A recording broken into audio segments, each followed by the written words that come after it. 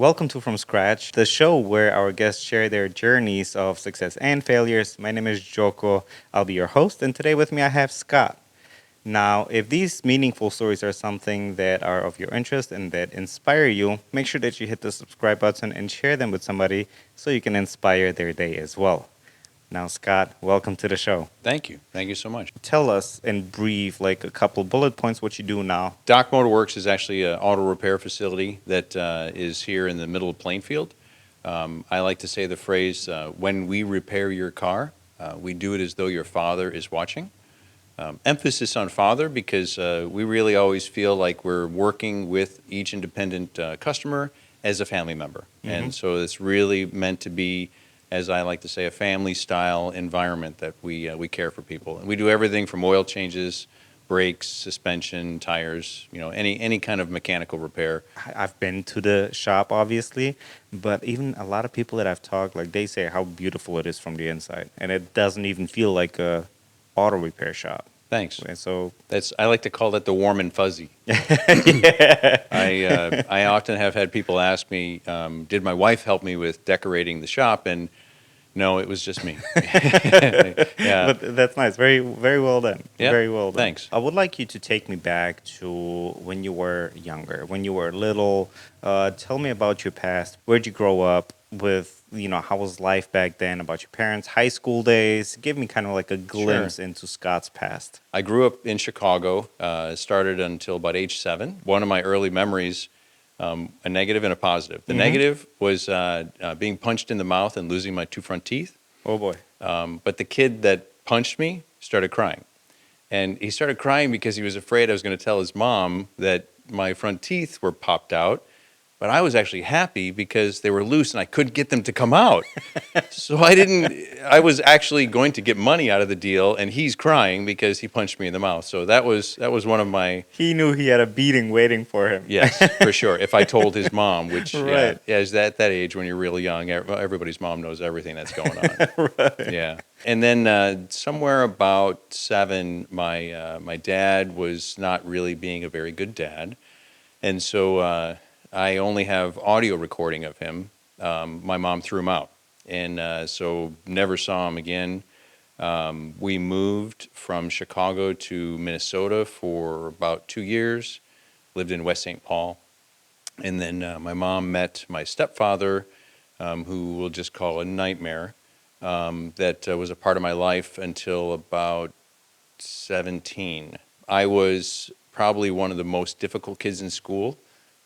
In the early years, I actually was positioned behind the hamster cage because the teacher didn't know what to do with me because I was just a handful when I was in school. I've learned today that usually when kids are behaving that way, it's because they're having a very difficult life, that things are a bigger challenge than what you might expect. And when a kid is acting out in those ways, it's because they're really desperately looking for some type of affection or some type of attention. I had many punishments of having to write the rules of the school handbook. That was part of like writing assignments. And then I learned what the rules were, but I would actually find things that would be against regulation that weren't written in the rule book. Oh, and wow. so Like gray areas. all the time is what it ended up being, where we technically don't have a rule for this, but you can't do that, is what I would hear many times growing up. I went to a new school every year for 7 years. And so one of the schools that I went to loved my teacher, but again, I found myself being sent to the back of the class to try to control, my energy that I had in the class. And at one point, they thought I might be retarded. And so they put me through testing, IQ testing, talking with a one-on-one with a counselor. And then I actually was able to find the results of that, and it showed I had an IQ of an 18-year-old. So they put me back in the classroom saying that I was just fine, I needed to work some things out, and then I would move to the next school. So it was just this continual cycle. That was still in St. Paul area, Minnesota? No, well, so we moved from Minnesota back to Illinois, and then I lived in Berwyn, Cicero, Downers Grove. Like every year, again, we were in a new location. Then we settled in Bolingbrook. about 17, my stepfather actually was a pedophile, and I was his target all the time. And so Damn. I protected the rest of the family is the way I kind of thought of what he was up to. I had finally met a counselor and a priest that were the two individuals that helped me to speak out on what was actually happening. Wow. He ended up then being removed from our house, and I, at the time, like I still am today, very forgiving person. I wanted to get him court order counseling and that sort of thing. And then he ended up perpetrating again with another family. And so that's when I let the next family know, throw the book at him, and he ended up going to jail. So Good. at 17, I actually moved out and moved in with my best friend. His mom allowed me to stay, and the only rent I had to pay was the increase of the water bill. And so That is nice. that best friend, he and I were really close for the next probably 2 or 3 years. And then another crazy story. I was sitting in class in Joliet Junior College and started doodling, which is something I never did. But I doodled a person's face, and I doodled their face screaming. It was my best friend's face. He actually died in a car accident that day.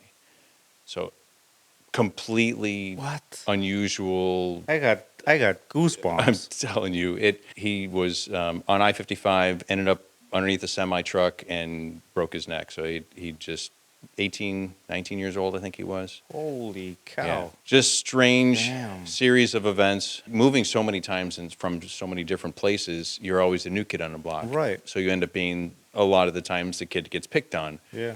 And so that was really what I ended up being, just kind of the guy that didn't hang with everybody, but I hung with a couple people that I knew are really good friends. At 14 years old, I decided that I wanted to go to the library with two of my friends because I wanted to pick up girls. Okay. And we went to the Bolingbrook Library. I walked, it's about 3 miles from where I lived to where the library was. So 14 years old, walked to the library with a boombox, because that's what you did back then. And then we sat in the basement of the library and just waited for girls to show up. And lo and behold, there was one that really kind of caught my eye. And I was super shy, so it was. That is kind of like interesting. Saying shy, but also being a troublemaker in school. I was the class clown. Okay. Right. I wasn't the one that was like the easiest to approach. I was I the one that see. would easily make a fool of myself, I or see. just to get some attention. But so I wanted to casually ask for a phone number, but all I could think of at the time was to ask their name. And so I immediately get their name, and I race to the phone book and start flipping through the phone book to try to, because back in the day there were phone Yep. books, and they were not listed. So then I had to go back and ask, could I get your phone number? And so I And did you get. were asking for like house numbers, right? It Like was, yeah. It was their house number. Not cell phone number. No, it was a house number. And so then I wrote the names down, because it was actually two girls. Mm-hmm.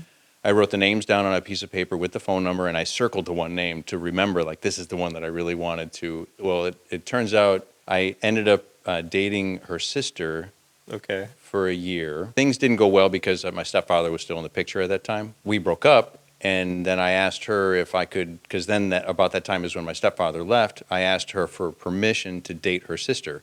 And she said yes, but I mean, it was still a little bit awkward. I ended up marrying that girl. Her name's Wendy. We stayed still very close with her sister, and her sister moved in 10 houses away from us, and like our kids all grew up together. So I mean, Wow. we still kept very close. I, instead of being a part of my family, was adopted into her family, and so I did like everything with her family. Wow. With her grandpa and her grandma and all of her siblings.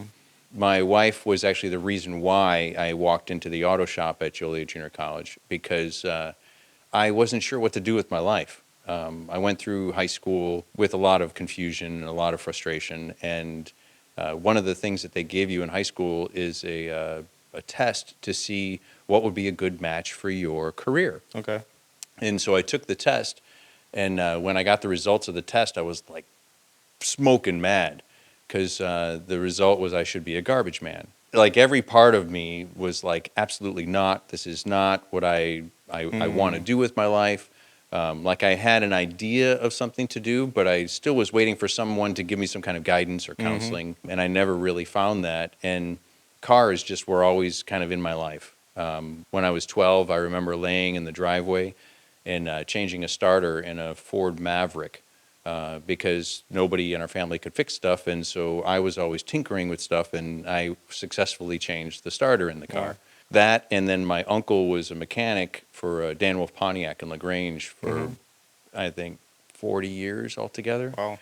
He was in cars, and I liked the house he had, the toys he had, and he had a beautiful wife. And so I was like, that really should be the career that I should kind of. And That's the so, life I want, right? yes, and those were the pieces that kind of directed me into auto repair. And then when I'm in college, like I know this is the time when I'm going to make this final decision of what career I'm going to finally decide on.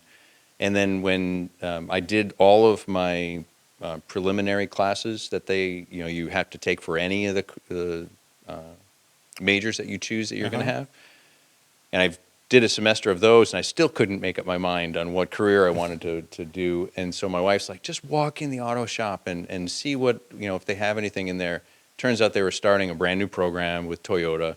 Okay. I signed up. I got a little tiny toolbox, $500, cash for whatever I wanted to purchase. And then I was in their 2-year program, which was Wow. an apprenticeship type of program. So you can kind of like learn the trade, right?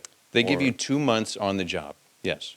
So you're actually, they train you on the knowledge base, and then you actually 1 month in the first year and then 1 month the second year that you're actually working in a repair facility. I interviewed at Western Toyota, which is really far as South side Chicago Okay. Toyota. That was really scary because they told me that every day just about they heard gunshots in the neighborhood. But then I went from there to Schaumburg Toyota, and that's where I ended up getting hired, was at Schaumburg Toyota. Okay. I stayed with them for 11 years. Wow. And grew in the company and got more responsibility, became a team leader, had every certification that you could have, master's certified technician, with Toyota.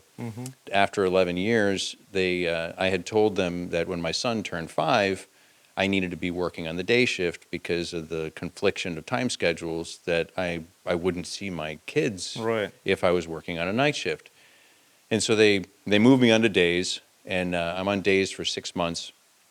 And then they one day walk up and say, hey, the guy who had to move to nights to get you onto days says it's not working out for him. So Monday, we need you to switch back to going to the night shift. God. And so at that point, I just was very calm, believe it or not, and said, first of all, I'll consider what you're asking. And second of all, I'll let you know next Monday what my answer is to the question that you're asking me now. Because I'm like, I'm not playing this, you're going to manipulate me kind of game. And I always thought that management there looked at me as I was the 19-year-old, and I never grew up, is what, because they saw me from when I first started, and even though I was there for 11 years, they never saw that there was that additional maturity. So at what age did you start there? 20. You got married pretty early on in your life, right? At 26, we had our first Okay. child. I'm sorry I cut you off. No, it's okay. It's okay. We're almost up to the present, so yeah. Oh, okay. I moved from that job, and I decided I would actually go to Joliet Toyota.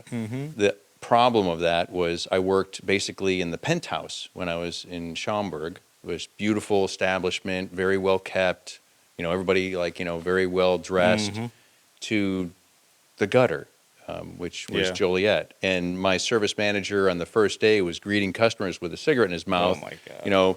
Hey, how can we help you today? What did you come Yeah, in for that- service for today? Like literally smoking a cigarette while they were pulling into the shop for Right. repair. I went through 5 managers in 5 years, and there was drugs, there was gang stuff, everything was in that place. It was a horrible place to work. But yeah, so then after I was there for that like 4 or 5 years, that's when I decided I needed to get out.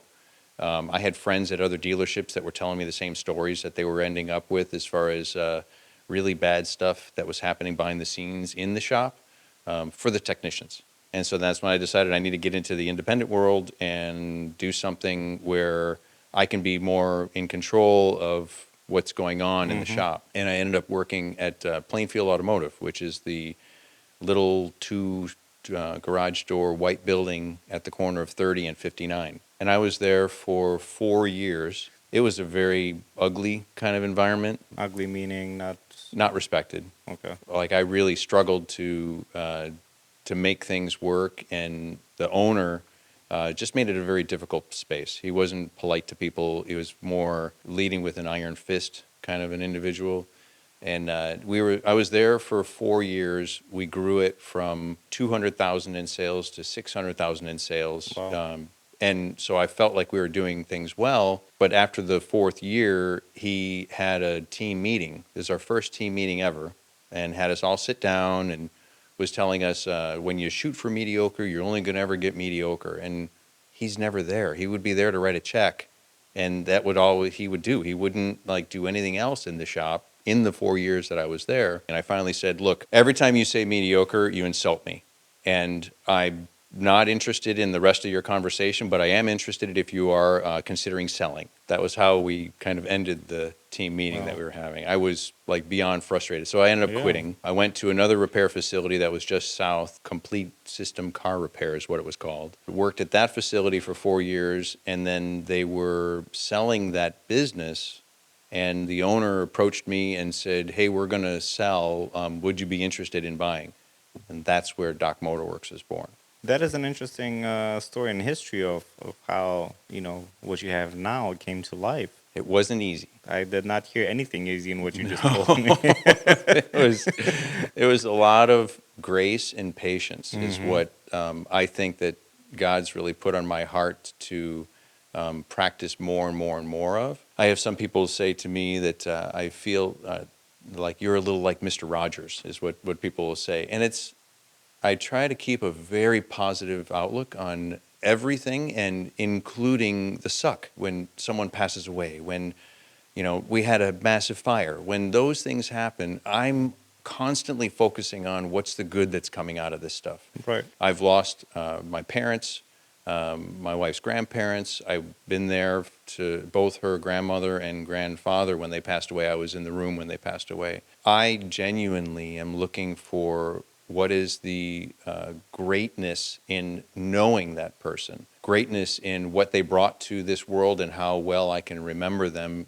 that they were really that important to us. Because I really understand more of, through God's eyes, kind of like a concept. I don't look at all of the ugliness of things. I look at where the ugly still has some beauty from it, that there's something that helped something else grow from that circumstance that happened. We all have these amazing stories. Like stories that would never come up in a conversation. You kind of learn like you don't have it as bad as you think you do. Yep. There's always something worse. Is there something better? Sure, but there's always something worse too. Right. There's a story that I've heard said many times, but in the quick summary, it's these two boys, twins were born, and they had an alcoholic father. And as they came of age, the alcoholic father went into prison. And so one of the boys grew up to become a lawyer, and the other boy grew up to be in prison. And when they interviewed each of them about what was their compelling story to create who they became, it was both for the same reason of the look at what I had as an example, right? And they just chose one or the other, the version of which one that they wanted to, from their perspective, put it into their system and how they were going to do something about it. It's that simple. Yep. Wayne Dyer, his statement was, when you change the way you look at things, the way you look at things change. That is very true, and that's very powerful. I had this exercise where we were asked to go back in time to our very earliest memory. And so I went back in time to my very earliest memory, and my very earliest memory was driving with my father, with my little sister, to a baseball game. And I was standing in the back seat, and we were singing, "Take Me Out to the Ball Game" is what we were singing. And so I am full of this joy. But then I also remember that that was the day that he opened the glove compartment and started drinking a beer while we were driving the car. In the exercise, they asked us to think back to the moment before that and look at yourself through that person's eyes. This flood of love and appreciation for his little boy and his daughter just came over me. I never felt any of that from my dad. Even the audio tapes that are of him, it was always him belittling me because I couldn't pronounce the letter L or something like really random like that. But going through this exercise, I went through and I looked at myself through his eyes, and then he says in the exercise, I now want you to step back from the scene and look at it through God's eyes. There's a totally different perspective you have on that suck that was happening in that. When you realize that this was divinely put together so that you could grow and learn lessons from this. It wasn't meant to make you suffer. It wasn't meant to make you feel pain. It was really meant for you to feel all of these feels and become a better person from them. I'll never forget that exercise. It does make us reflect and fully understand where our, so to say, motivation, where our internal fire comes from. So one of the other activities I do is I've been supporting this group called H2O. It's Heart Haven Outreach is what they're called. They started 15 or 20 years ago, and it's intended to be a place for high schoolers who are going through a crisis to be able to go to have small group activity and to have some large group activity. Let them know that they will one day become a mentor for another person because they will have known the steps to get to the next place after the suffering that they had gone through. And I tell them, someone will tell you what your career will be. You just have to be listening. And it sounds like a complicated statement, but the example I give is my son was young, but he was so great with little kids. Like, he's the oldest. He doesn't necessarily, most oldest don't want to play with the little kids. But every time that there was little kids around, he would want to play with the little kids. And so we were telling him, you do such a great job with those little kids, right? And this is prior to the age of like 7 or 13. It's kind of the window where things happen. When you start to hear those things repeating to you between those ages, that's where you realize you actually have a passion. And when you connect the dots of what someone's telling you of a compliment, that's when you can maybe find what it was that you were actually built for to create a career out of. Your calling, so to say. Yes, exactly. Well, speaking of passions, I know you mentioned when you were 12, you were fixing your alternator on the car. The starter, yep. The starter, Yep. sorry, yes. Is that something that you were like, I did it because there was nobody to do it? Or was it something like, let me explore, I find this interesting? Because this is very early on, right? Like, Right. this is, because you did say, like, in high school, you didn't know what you wanted to Right. go for. In the earlier days, I remember clearly in Berwyn and Cicero, I would garbage pick stuff. And I'd collect electronics. Okay. Take them completely apart, fix things on them. I had an early cassette radio that, I'm talking like this thing was, massive. And I was able to tune in WGN AM, and I would listen to animal stories. I was always taking stuff apart and figuring out how things worked or what specifically broke on something. So I always had that sort of interest in doing something mechanical. So when the starter issue was like it was just like the next step for me, like the next adventure for me. Right. A negative story in that realm, we had a car that burned oil really bad, and we had to have it warm up before we could even drive it. We had the car warm up, and then when it was done being warmed up, I went to go put a quart of oil in the car, missed the opening, and it ignited. And like, I had a 2nd-degree burn on my cheek and took all the hair off the side of my face and the side of my head. I had a baseball hat on, so luckily that was on that kept me from burning all the rest of my hair. Wow. But I was always tinkering. I was always into things like that, and always trying to figure things out. Obviously, high school was rough and tough for you. With between the school, family, did you have any internal, like inside of you, any dreams? Like, you know what? I actually want to be this. I want to be that.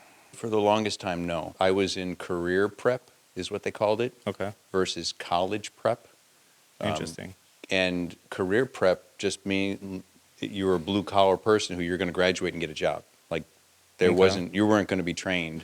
And so that's what my original direction was that I was going for.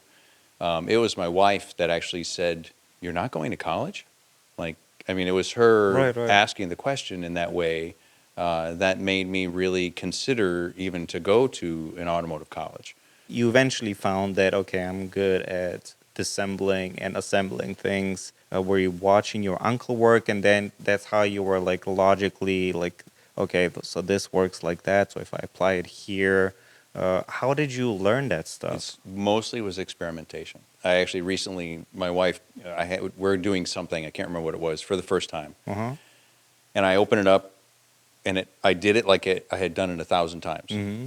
I believe the reason why it was so easy to do any of those things to me is because I've had so much like repetition of mechanical items. Every one of the people that I work with that I dislike, I try to remember one good thing about them. Like, I'm Ooh. not kidding. I seriously, and I have one for everyone that I could think of. And this guy said this phrase, have you ever done a puzzle? Like a 500-piece puzzle. Have you ever done a puzzle? And everybody's like, yeah. Said, can you imagine doing that puzzle 10 times in a row? How fast would you get at doing that puzzle by the 10th time? Like, I'd be pretty fast, right? Yeah. Well, I've done it 100 times. That job right out there. And that's why it's a 5-hour job, but I'll be done in like 2.5 because I've done it already 2,000 times. But that's what really gives us the upper edge on what we're trying to get done with auto repair. Is like we have so much rep in doing this, turning a ratchet, turning a bolt, knowing don't use the air tool to start that one because you're going to cross thread it. Like, I mean, knowing those kinds of things just because of the shape of the end of the bolt will cause that kind of a condition that if you're not careful, Mm-hmm. you're going to end up having to rethread a hole or replace Yeah. something because you've just now put a screw in there sideways. There was one incident that I had accidentally tested something the wrong way, and it popped a component inside of this little computer. And so I opened it up, I found what popped, and I repaired it. So you can only get to that level of stuff if you've had some reps in actually testing things and inspecting things and knowing how something's supposed to look. If you do it enough, you'll end up just getting good at, almost, I won't say everything, but you get really good at doing that type of mechanical Yeah. thing that putting a tool in your hand is just like a fork. It's not, Second nature. yeah, it's not a complicated item to do. You've had a lot of experience with it. So my wife's grandpa used to say that I had the Midas touch. He would ask if I'd just have a look at something, and I would always figure it out within like 10 minutes. Grandpa, he took care of 2 wheelchair-bound people for greater than 40 years. And Wow. so anytime Grandpa needed something, I wanted to help him and do it at no charge. But Grandpa's one of the ones that helped me learn that I can't do things at no charge. He yelled at me that I can't do it for no charge. I said, "Fine, Grandpa. Our agreement then is if it's less than 20 minutes, it's $20. If it's more than 20 minutes, it's $40." You're like, that was, and it was just one of those because Grandpa was he was a dentist and Okay. but he didn't want to take like charity is what you would think. And so that's what I learned by helping all these like people who were really in just bad places, many people. And I would do a repair and I wouldn't charge them anything. Then I'd never hear from them again. And then I'd find out someone else tried to help them and they did something wrong and it caused another problem. And I'm like, why didn't they call me?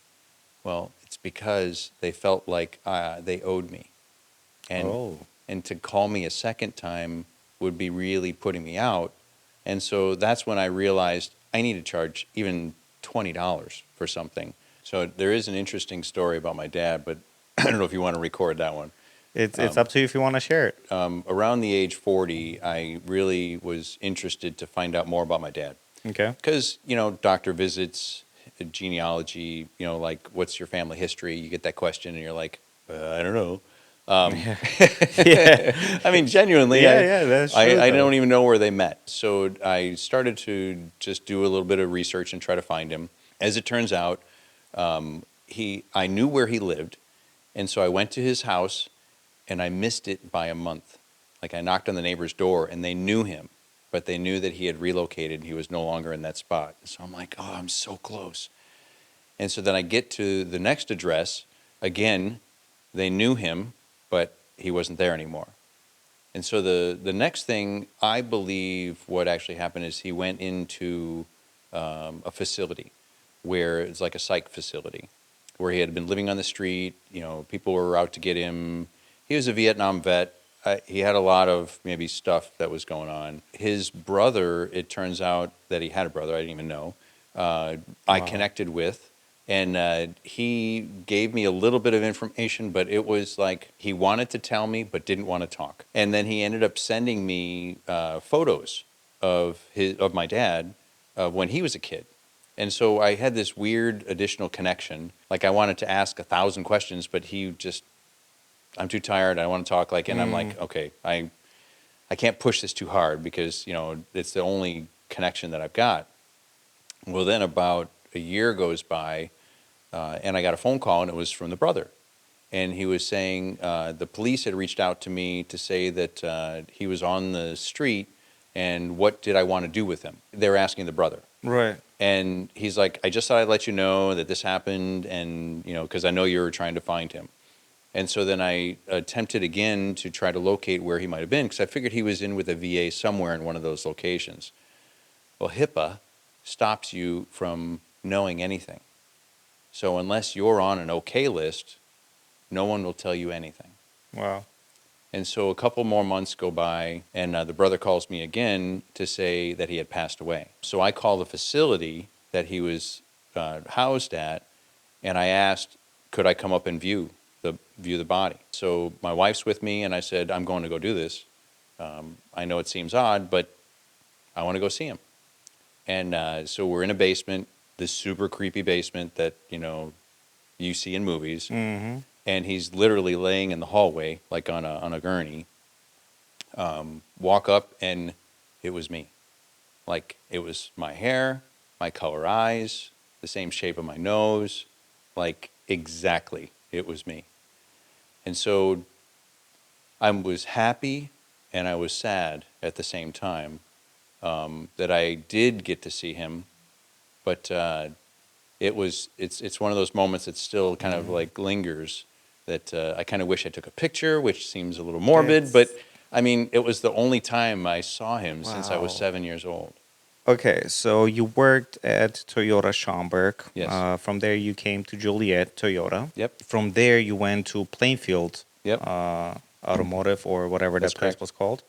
And then from there, you went to. Complete car repair. That was the 4 years I was in that facility. After 4 years being in that space, that's when they then were offering to sell. Okay. And so the purchase of the business was actually all the equipment and all the customer base. Oh, It was all interesting. of that. It wasn't a building. It was just lifts, a Mm-hmm. forklift. It was like, you know, tangible things you could pick up and move. Mm-hmm. But yeah, that's what was offered as sale. So that must have been a pretty big step actually from but I know you said you had so the 11 experience at Toyota and then here too and then there for Yep. like that's a lot of experience combined in this industry, Yep. right? And I'm sure you had been promoted from within, like stepping up the ladder. Right. Plainfield Auto, I had no direction. And It so was just I created the structure that was in the shop, that was the workflow, it was the process, it was the way we managed things in the shop space. There's another that managed the office space. And so I took care of the shop, and that was my zone where I would really get everything dialed in. hmm And so when we moved to this next location, he came with me, and then we did the same thing again there, where I was managing a larger shop space, and then he was managing the office space, and that's where we really clicked. hmm It wasn't until Doc Motorworks was then formed that we were working together to create Doc Motorworks, and then about 4 years in is when I realized I basically hired a bunch of friends and nobody who wanted to be held accountable on stuff or step up to the level of game that I wanted to play. And so I had to let everybody go. And so it was 2018, and I was starting over again. That was 4 years in, and I hired one person. His name is Jeff, who he and I were working in the back shop, and we had the office space that was all the way in the very front, roughly 150 yards apart from each other. I would have the camera system, the security system on up front, and I had an earpiece in my ear in the back shop, and when someone would come through the front door, I would hear the doorbell in my ear. And so then I would step out of the back shop, I would grab a walkie-talkie, and I would say, "Hey, I'm back in the shop, I'll be right up." And I would walk all the way up to the front office to then greet that person, to take in their car, get their information, and then I would then take the car back all the way back to the back shop. That's how we started up again Wow. in 2018. And then we grew to 15 staff members, and I had too many apprentices, causing too much trouble. And then we reduced back down to either 9 or 10 staff is where we've been staying steady for since, I want to say, 2019, about 2019. Interesting. Yeah. How did you obtain because I know the financial part of it, you were probably a business loan or something like that, or was it mainly like you my- cashed out everything and, My mom had passed, and so there was a small amount that she had from a life insurance policy.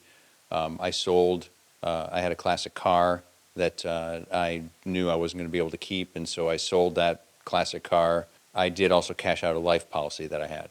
So, Okay. I mean, that's what I did to kind of get the funds Scramble, yeah. together. Nobody would give me a loan. Nobody would, I mean, I had a business, plan. I had all the 4 years behind us as far as the records of what we were capable of. And I waited for 1 year from Chase Bank to tell me no, they couldn't give me a loan. wow. I think that they do good business for some businesses, but not my size business. Yeah, so I found better connections with other business bankers that were in the area. But yeah, it was really just all me. Why Doc Motorworks? When I worked back at Toyota, long while back, I always liked wearing white rubber gloves to Okay. keep my hands clean. And occasionally you'd see me in a long lab coat to try to keep the rest of me clean if I was doing something that was really a messy job. And so I got the nickname the Toy Doctor is what I got. Interesting. Okay. Yeah. And so that name really stuck for a long time. And then we were, coming up with ideas for the name of the business, and Doc Motorworks really was just the one that it was the right fit. Stuck, right? Yeah, it was the right fit. It's very fitting. Yeah, I wanted originally to call it Uncle John's Repair Shop because that was my uncle. Okay. And the reason I wanted to call it like Uncle John's was everybody's got an uncle, Yeah. or Yeah. a lot of people have an uncle. Yeah. And I thought of that person as one who was always helpful with what you needed. Like, that was my thoughts. So originally that was the name that I was going to call it. But then I'm like, all right, I'm not John. And like Uncle Scott doesn't sound the same to me as Uncle John. So What would a typical day back then in the beginning stages of Doc Motorworks look like? my thoughts in the day was any vehicle that had come into the shop needed to be inspected and gotten back to the customer by 10 o'clock. And then by around 1 to 2 o'clock, we'd have a lot of those jobs sold, and then they'd be busy just doing repairs in the afternoon. That pretty much was the flow that Okay. we did for a very long time. Occasionally, a repair wasn't completed that day, and it would come over to the next morning. But before they started on that repair, we would do any inspections so that we could then sell the work on those cars while they were finishing the work on that car, and that was really the rhythm. From a business standpoint, what were some of the issues, the new issues that you started facing now? So in the early days, it was accountability, that nobody wanted to be held accountable for their hours. Meaning I'd have a person that would work there for 40 hours. They'd be there Monday through Friday, 8 to 5. And in that period of time, they would produce 18 hours, right? And so technicians are measured by the amount of hour of productions that they have on a job. Brake job is usually an hour of repair. You can normally get them done in like a half hour, 45 minutes. So they get paid a little more than maybe what the time that it actually takes them to do that. You do a larger job, and oftentimes you'll get like 5 hours for a job you're able to get done in 3.5. And so that's where you can be more productive than what the actual a number of hours are in a day. But when in the early days I was paying everyone kind of hourly, I couldn't really make them feel like they had skin in the game. And so I was switching to what they call flat rate. Flat rate is you're paid just based on what your production is. And that's the way a lot of repair shops are today. The one individual that I had working for me who was the 18-hour guy every single week When we went to flat rate, he turned into a 43-hour individual every week. And so, because his pay was based on his productivity. Mm-hmm. And so, when his productivity was at that, he was making a lot more money. And now the business is actually doing what they Interesting. needed to do for their volume. So, same goes for sales staff, where they were on a salary sort of position. But when you do a smaller salary with a percentage of like what the business makes of profit, then they're more incentivized Right. to be doing what they're supposed to be doing as far as presenting things to customers rather Right. than just kind of cruising along. Where did you hear about that? In the earlier days, got connected up with a coaching company called Shop Fix. I was number 60 of this group because it had just started. I met this individual at one of the 20 groups that I was a part of, Aaron Stokes. I saved him in my phone as Crazy Aaron because we were at an event and I had asked him one question regarding operations and how to manage something in the shop. Mm. And by the time he and I were done talking, there was like 15 people standing around us, like being a part of the conversation. Eavesdropping? Well, because what he was giving was this like Right. amazing content that it was like you were reading the holy grail of auto repair. And this guy, he had done it like 8 years. He had 7 locations or 6 locations, and he was being very successful in those locations. He was number 1 of the group Shop Fix. Wow, that is amazing. Yeah, there's a lot of That's details behind it, like yeah, that I I have bet. now put into place, and it's a lot of the foundational structure of the high organized that we have that's in the shop that we have right now. Can you think of one that you would like to share? Sure, the biggest one is the board is the boss, and that board shows on it each technician and each service advisor, and every tile that's on the board is a magnetic tile, represents the car that's in the shop. And so the cars move across the board in the sequence of events that happen while they're in the shop. So at any given time, I can say, why does this guy have so many cars? Like, why? He has none. He has, like, you can see immediately A visual of where the bottleneck is or where, if this customer's car has been sitting in this spot, why is this sitting in this spot for this length of time? Like, it's the boss of the flow of the operation. now during those hard days, because there was probably more difficult days than others. Sure. Do you ever feel like quitting?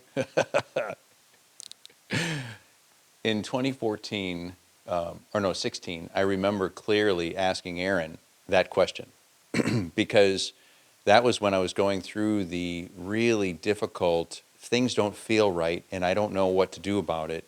They kid around as a business owner that you need to know what lever to move next, right? I had no idea what lever to move next. Like, I mean, it was that still learning. Do I hire another person? Do I do more marketing? Like, I honestly didn't have a good comprehension of what was the next specific thing that needed to be done. But it's a moment. Mm-hmm. It's not one that I've let linger for long periods of time. I think the biggest challenge that we had was the fire that we had that was at the shop. Oh yeah. Yeah, was with the golf cart and that lithium-ion battery. That one took me a little while to recover from that, where I was actually called out my peers in my other business groups and said, why haven't you guys come up and check in on me and see how I'm doing? Because I was actually in a really tough place and none of you stepped up to say, hey, you want to talk? You know, how are things going? And that was kind of disheartening. When you're at those crisis moments, there's a part of you that's like, oh, just get Panic. off of me. Yes.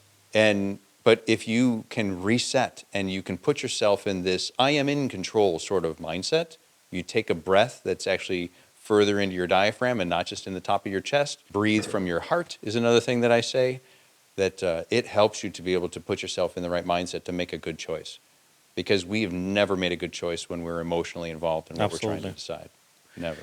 The technique that I use for situations like that, I don't think of it as my problem. I think of it as your problem, and then I'm trying to help you overcome the problem. Cool. So now I'm thinking rationally and not emotionally charged. Yes. And you would be surprised by how many, like, the difference that makes in the thought process. Yep. The simple solutions, because you've taken the emotion out. Exactly. It's crazy Yeah. because you have clarity. What does this moment mean to you right now? Now you have a beautiful location with reliable mechanics.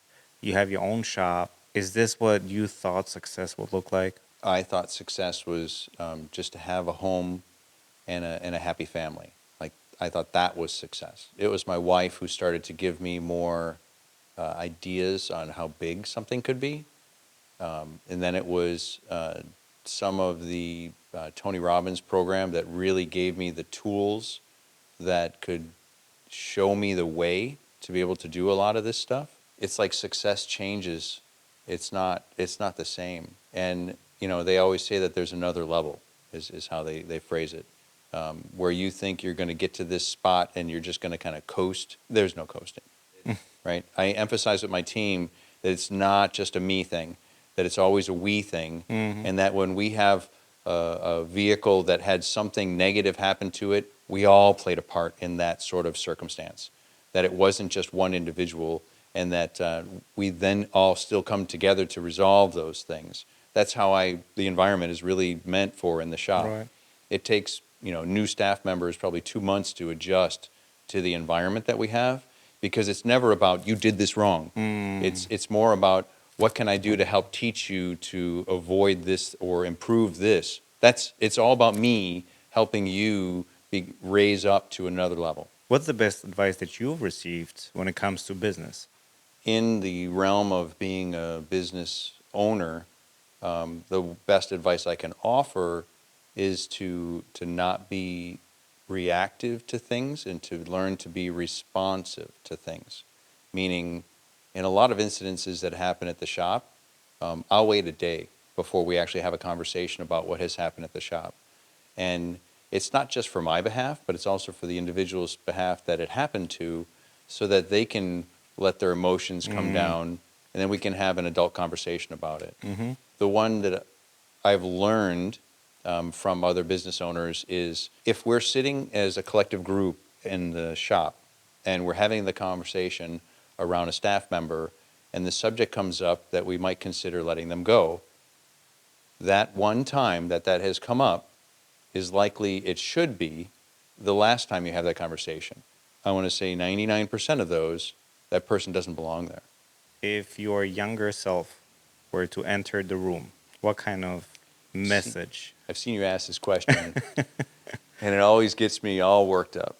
So I never thought that I would accomplish anywhere near the stuff that I've accomplished. I never had a big dream. It would really be to dream big and shoot for way more than you ever imagined. Like, that would be the biggest piece of advice. You're going to make it. Make it fantastic. Like, don't shoot for small.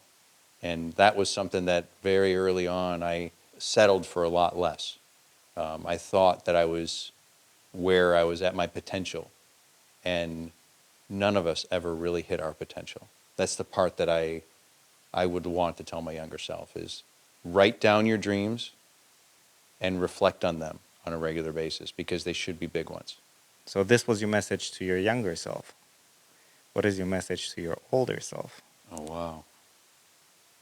I kid around that we've been really mean to ourselves for way too long, that we're very critical, and when we walk past a mirror, we usually don't have a compliment to ourselves. So what actually came to my mind was, you are really an amazing human being. Like you said, we are not nice to ourselves. Yep. So many times, and we need these reminders. Like, you got this, man. So I did another exercise like that. That was writing a letter to yourself in the future. Interesting. I wrote the letter to the amazing Scott, is how I wrote the letter. Wow. They mail the letter out to 1 year later. And so you're writing it just to yourself. Wow. 1 year in the future is what, and I still have the letter, because it's one of those that it really was impactful, that I was wanting to just reinforce what we've just talked about today, because you get into those dark spirals that you don't really know how to step out of it. What are you grateful for is the biggest one. When you ask that question of yourself, then you immediately get rid of any of those negative things that are going on. The other thing that I wish people did more of was ask for help, including myself. You're not meant to do this alone. None of this. You're supposed to do this with community. Is there anything else that you wanted to add? Reward effort versus ability. Just because they're good at something doesn't mean you should praise them. They need to work for the things that they get good at, and that's where the juice is. I would love to end the show on these remarks. Sure. Thank you for sharing a lot of the beautiful messages and your story with me and with everybody, with all the people watching. If Scott's story inspired you, send it, share it with somebody to inspire their day as well. If you're not already, hit the subscribe and share button, like I said. And I will see everyone in the next video. Bye, guys.